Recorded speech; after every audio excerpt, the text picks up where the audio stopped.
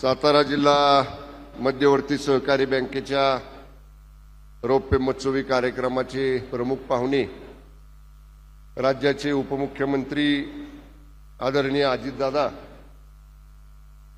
विधान परिषदेचे माजी सभापती आदरणीय श्रीमंत रामराजे साहेब, विधिमंडळामधले आमचे सहकारी माजी मंत्री सन्मान्य बाळासाहेब पाटील, बँकेचे चेअरमन सन्मान्य खासदार नितीन काका, विधिमंडळामधले आमचे सहकारी सन्मान्य आमदार मकरंद आबा, सन्मान्य आमदार शिवेंद्रराजे, सन्मान्य आमदार दीपकराव चव्हाण, माजी आमदार आनंदराव पाटील नाना, त्याचबरोबर माजी आमदार प्रभाकरराव घारगे, बँकेचे उपाध्यक्ष श्रीयुत अनिल देसाई, या ठिकाणी उपस्थित असलेले जिल्हाधिकारी श्रीयुत जितेंद्रजी डुडे, मुख्य कार्यकारी अधिकारी श्रीमती आशनी नागराजन, या ठिकाणी आवर्जून उपस्थित असलेले पुणे जिल्हा मध्यवर्ती सहकारी बँकेचे सन्माननीय अध्यक्ष, बँकेचे कार्यकारी संचालक श्रीयुत राजेंद्रजी सरकाळे, व्यासपीठावर उपस्थित सर्व बँकेचे सन्माननीय संचालक मंडळ, जिल्ह्यातून आलेल्या वेगवेगळ्या गावातील विविध सहकारी सोसायट्यांचे सर्व सन्माननीय पदाधिकारी, उपस्थित जिल्ह्यातले सर्व मान्यवर बसलेले पदाधिकारी, माध्यमांचे सर्व प्रतिनिधी, उपस्थित सन्मान्य बंधू आणि भगिनींनो, वेळ खूप झालेला आहे।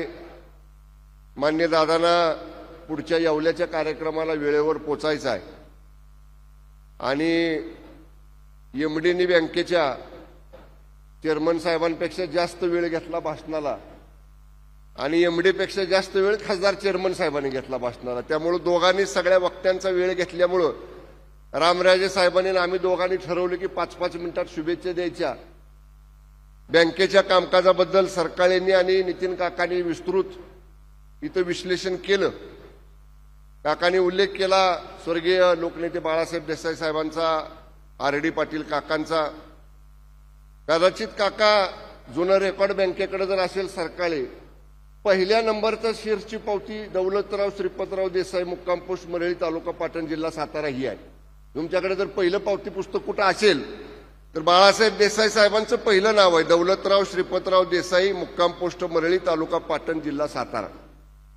त्यामुळं साहेब संस्थापक या बँकेच्या पैकी एक आहेत, पहिले अध्यक्ष होते, नंतर आर.डी. पाटील चोरेकर ते अध्यक्ष झाले। पण जी परंपरा बँकेनं जपलेली त्या काळापासून त्याची एका वाक्यात दादा सांगायचं झालं तर आर्थिक शिस्त आमच्या बँकेनं ही पहिल्यापासून जपलेली आहे आणि राजकारण बँकेकडे येऊ दिलं नाही। आमचे गटतट आहेत प्रत्येकाचे, आम्ही एकमेकाच्या विरुद्ध निवडणुका लढवतो, कोण निवडून येतं कोण पडतं, पण बँकेच्या व्यवहाराशी राजकारणाची संगत ह्या जिल्हा मध्यवर्ती बँकेनं सुरुवातीपासून जे ठरले त्याप्रमाणे कधी या ठिकाणी येऊ दिलं नाही। त्याच्यामुळे एवढी चांगली जी आर्थिक परिस्थिती आहे ही त्याच्यामुळे या ठिकाणी आहे। राजकारणाचे जोडे लोकनेते बाळासाहेब देसाई साहेब, स्वर्गीय यशवंतराव चव्हाण साहेब नेहमी सांगायचे की सहकारामध्ये काम करताना त्या संस्थेच्या आत जाताना तुमची राजकीय पादात्राने बाहेर ठेवा आणि मग त्या संस्थेचा कारभार करा। ते तंतोतंत आमच्या सातारा जिल्ह्यामध्ये या ठिकाणी प्रत्येक सहकार क्षेत्रातल्या संस्थेमध्ये आम्ही मंडळींनी पाळलेला आहे। आपण सरकारने सांगितलं 1 नंबरची जिल्ह्यात पुणे जिल्हा मध्यवर्ती बँक आहे, राज्यातून 2 नंबरची आमची, बरोबर ना, व्यवसाय 2 नंबरची आपली सातारा जिल्हा मध्यवर्ती सहकारी बँक आहे।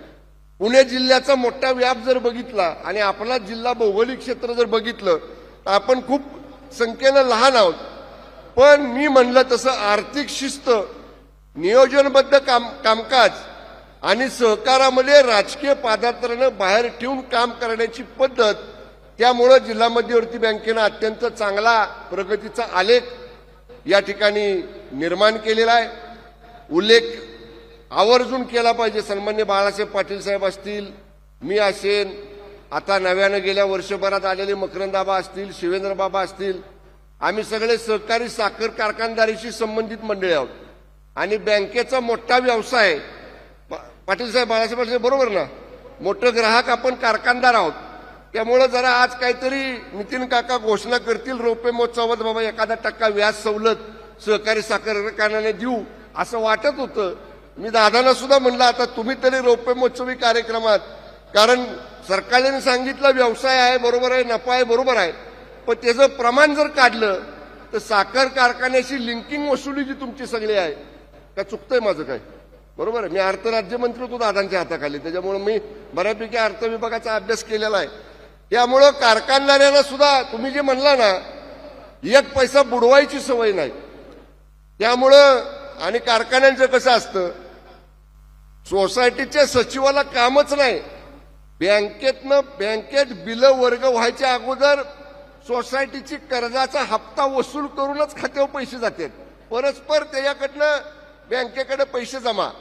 त्यामुळं सचिवांना पण काय फारसा त्रास होत नाही त्या शेतकऱ्याच्या दारात जायचा आणि दारातनं जाऊन वसुली करून आणायचा.